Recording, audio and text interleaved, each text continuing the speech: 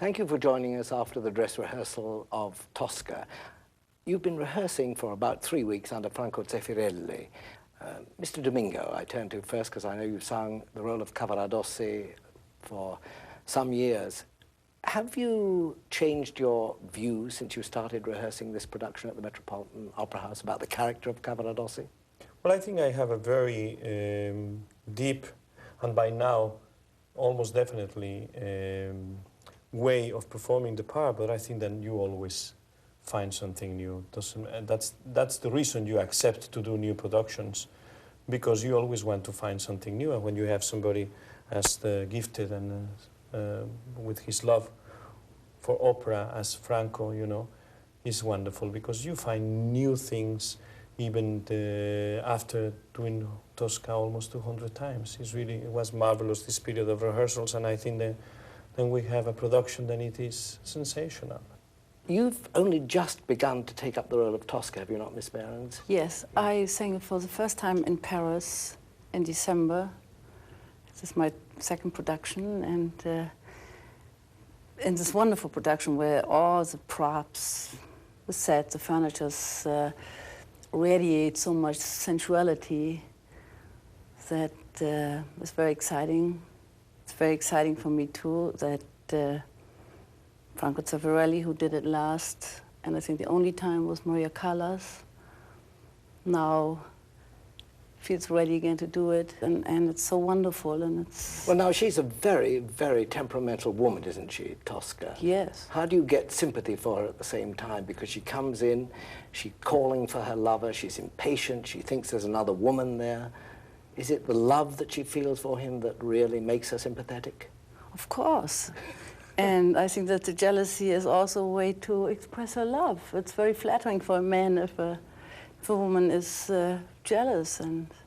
But nobody likes to hear a woman who goes on and on all the time calling him to order. So somehow you have to find something sympathetic there to project as well. I try to make it as sweet as possible.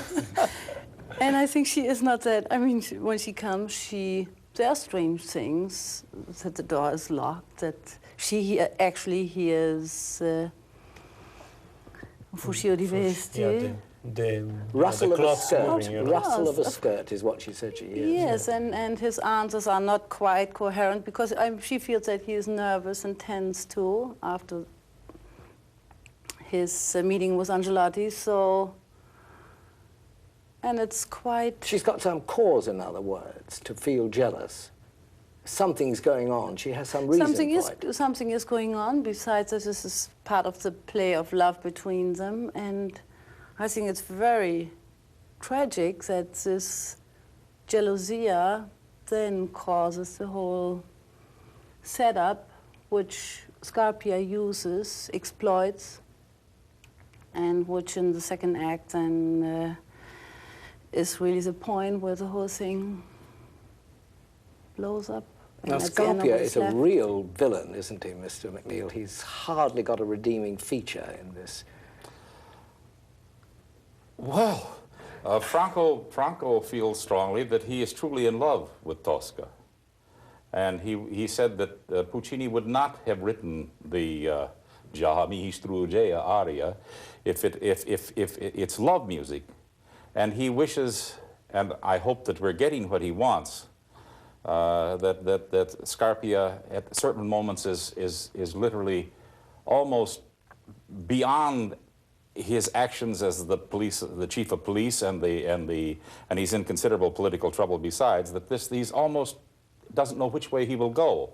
The same ambiguity happens with Tosca. I think he asked us that she feel at certain moments immensely attracted toward the man. There's a kind of sensuality under it which was quite unusual. The case with Franco is, I mean, I have only worked with him twice, in the Traviata movie and this, although I have done many of his productions after him. I mean, after he had created them. His direction, his understanding of where he wants to go, the total of it, from scenery, costumes, little pictures, big pictures, emotions, and the whole thing is so well defined and so strongly taken. He has it so firmly in his head that you must even as an actor, abandon yourself to what it is that he wants, even though at the moment you think, I don't know whether I can do this. Then you try it. Then you find out that the whole of what he has put together has such enormous direction that you'd be a fool to oppose it. You simply cannot. You must go with what he has created because it's so strong, because it's so well thought out. I hope that the result is what he would like, but the direction that he has is enormous.